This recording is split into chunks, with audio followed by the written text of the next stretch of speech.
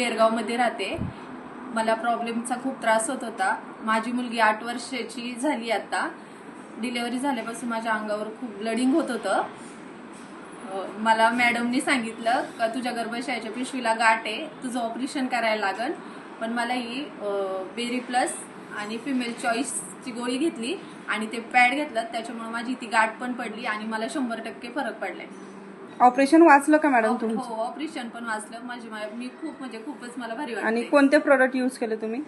Product ना female चॉईसची गोळी आहे आणि बेरी प्लस एक आणि पॅड आहे.